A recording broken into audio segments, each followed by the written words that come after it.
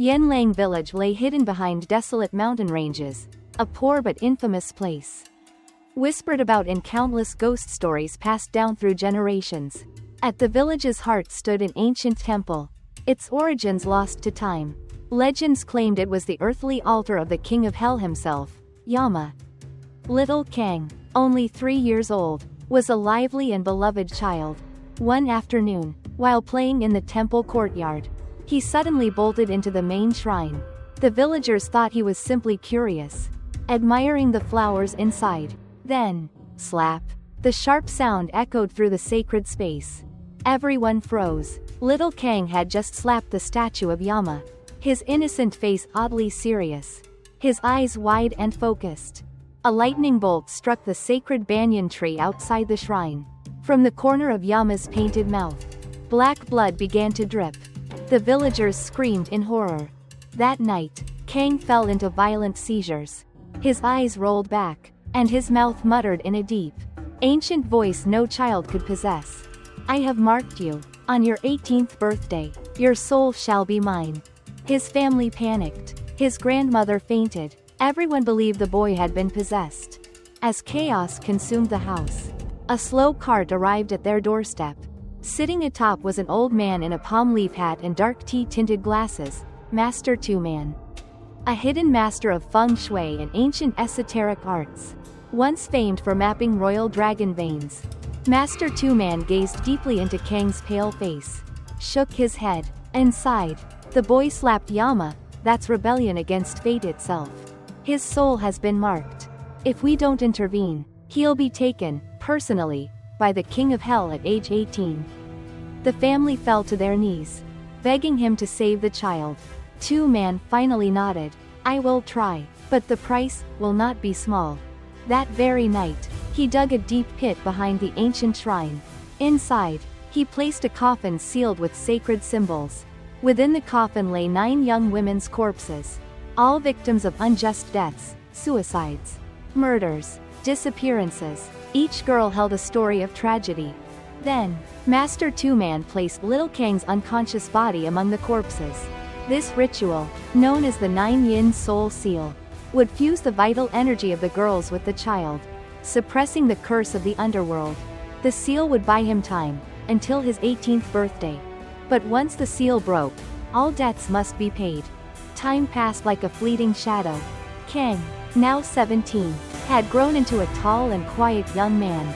Strangely, he never got sick, not once. His skin stayed ghostly pale, always cool to the touch, like a corpse under the moonlight. The villagers called him blessed. But Two-Man knew better. Kang wasn't blessed.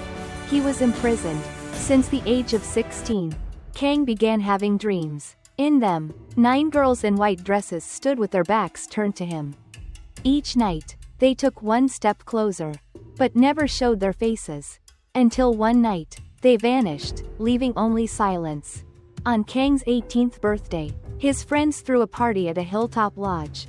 Music, drinks, laughter filled the room. But during the celebration, Kang stepped into the bathroom, and saw a girl in white combing her hair in front of the mirror. Her face was turned away. Who are you? He asked. She didn't reply, but the mirror reflected nothing. You've grown up, she whispered. It's time to give it back. She turned. Her face had no eyes, only gaping, bleeding sockets. Kang screamed. The mirror shattered. His friends rushed in and found him unconscious, blood running from his nose. His hand clenched around a shard of glass. That night, Two-Man lit a black incense stick and opened a dusty leather notebook filled with forbidden scripture. When the seal is lifted, the 9 virgin spirits shall return.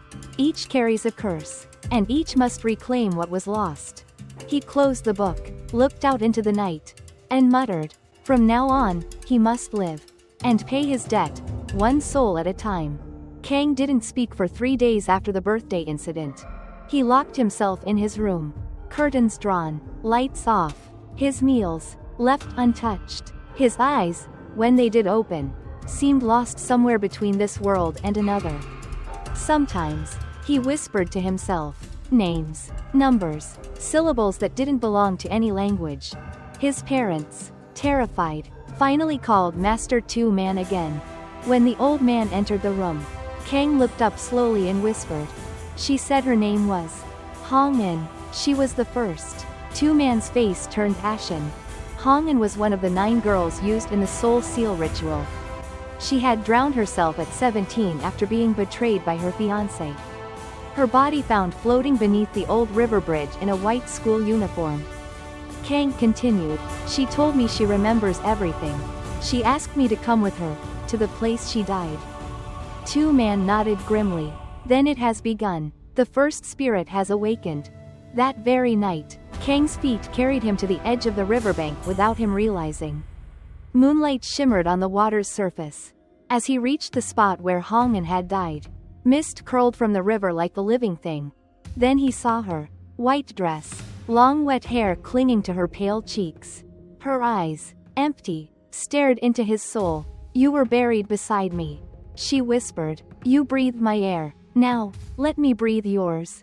She stepped forward. Water didn't ripple beneath her feet. Kang backed away, but too late. Her fingers touched his chest, and instantly, he was plunged into a vision, a flash of her death. Choking water, screaming silence, the cold betrayal by the boy she loved. The rope, the fall, her soul torn from her body. When he came to, he was lying face up on the wet riverbank. A mark burned on his chest, the number 1. Dark red like dried blood. Two Man found him and carried him home. Face grim. This is the price, he said. Each soul will leave a mark on your body. One by one, until all 9 have returned. If the final one claims you, your body will be torn apart. And your soul will never escape. Kang sat silently. He could still hear Hong En's voice in the back of his mind. Like a lullaby made of sorrow and rot. 1 down, 8 more to come. Kang awoke in a cold sweat. Though the sun had already risen, his room remained dim, the curtains drawn as always. But something was different today. The air was heavy, tinged with the scent of burnt incense and smoke. On his arm, just below the shoulder, the number 1 remained, etched like a brand. It pulsed faintly. As he stepped out into the morning, Two Man was waiting, sitting silently on the porch with a bowl of ash in front of him. The second one is near, the old man said without turning. She brings heat, pain, rage. That evening, as dusk fell, a local news report crackled on the TV. An abandoned girls' dormitory caught fire mysteriously last night. No casualties reported, but this marks the 3rd incident this month at that location. Kang's heart dropped. He knew the place. That dormitory had been closed for over a decade, ever since a horrific fire claimed the life of a young girl, Mai Thao, who was rumored to have been locked in her room as punishment by a jealous teacher. She was one of the 9 girls. That night, something pulled Kang toward the old dormitory.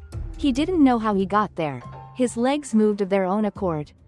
The building, though burnt and skeletal, still stood. The front gate swung open on rusty hinges. Ash danced in the wind. As Kang stepped inside, he saw it. A silhouette behind a broken window, engulfed in slow burning flames. It didn't scream. It just stared. Why did you leave me there? It whispered. Though no lips moved. I burned for hours, alone. The heat intensified. The air rippled. Flames coiled around Kang's legs like serpents, licking at his skin, but not consuming it.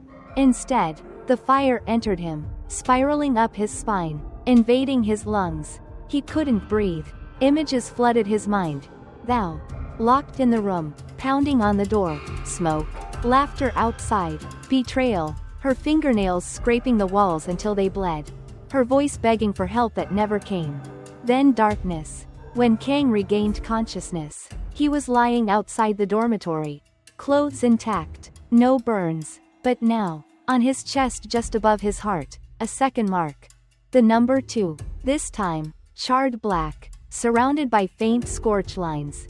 Two Man arrived moments later, reading the air. She didn't just visit you, he said, she entered you. These spirits, they're growing stronger.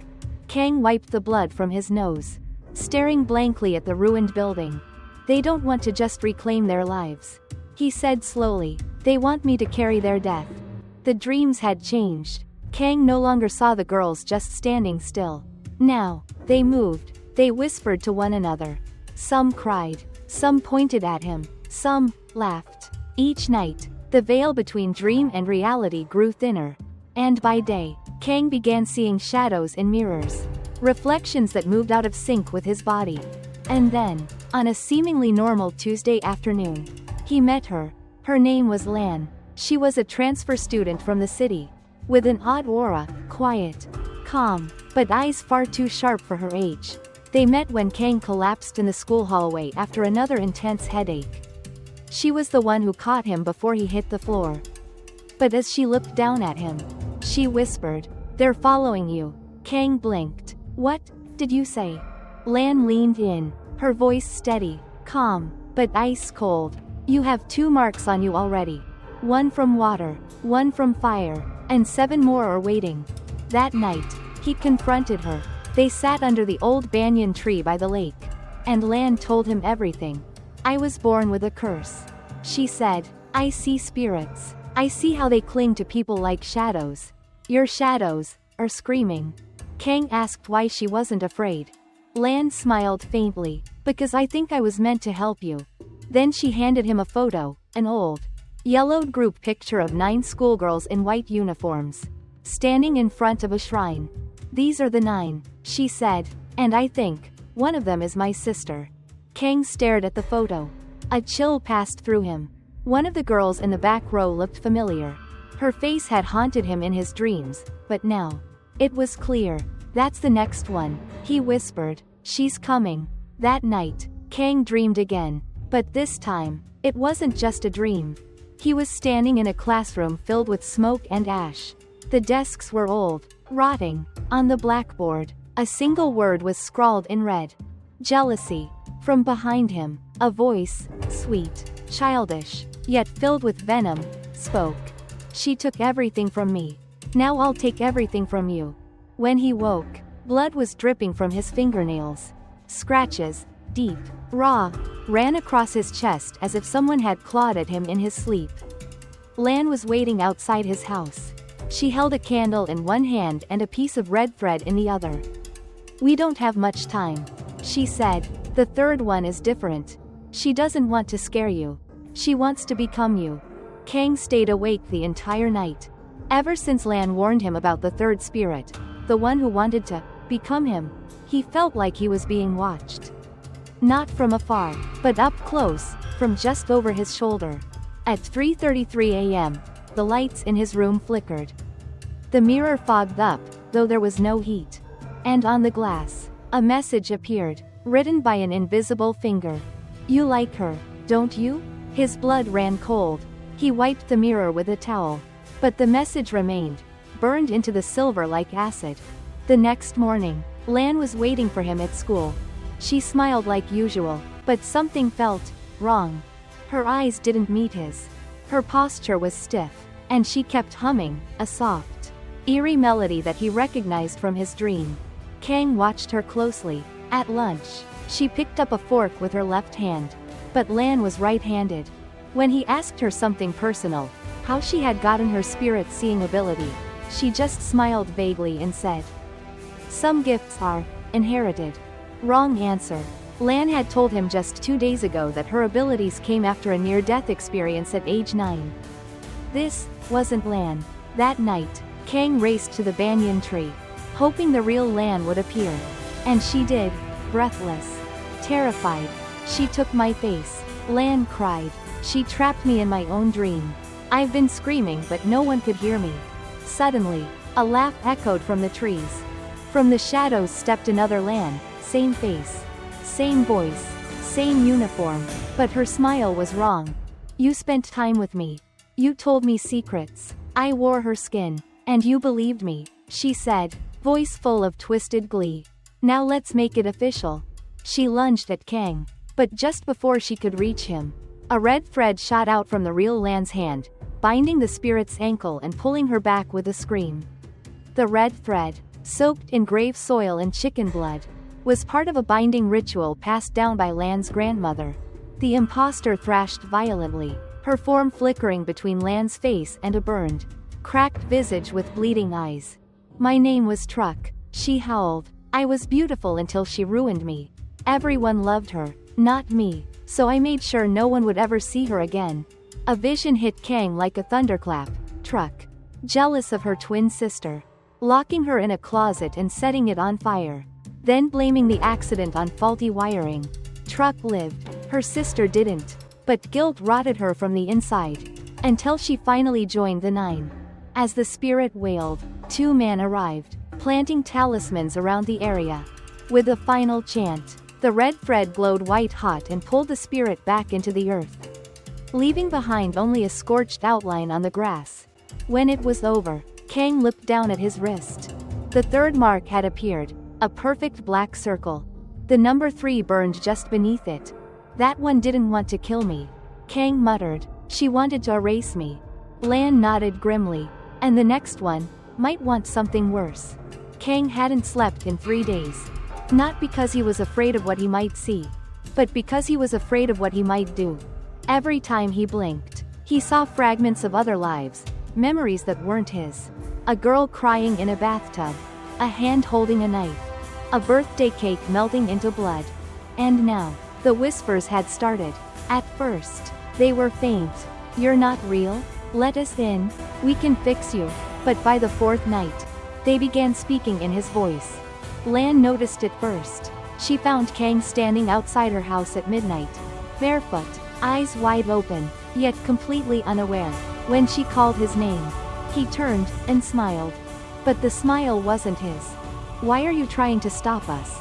Lan, the voice said, though the lips were Kang's.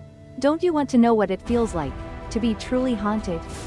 Lan backed away, raising a talisman. The smile vanished, and Kang collapsed like a puppet with its strings cut. Two-Man was furious. He's breaking, the old man said. His soul isn't strong enough. The seals were supposed to keep the spirits out, not turn him into a vessel. Lan asked what they could do. Two-Man hesitated. There's one way, a dangerous one. He brought them deep into the forest, to a forgotten shrine guarded by silent monks with no tongues. Inside the shrine lay a mirror.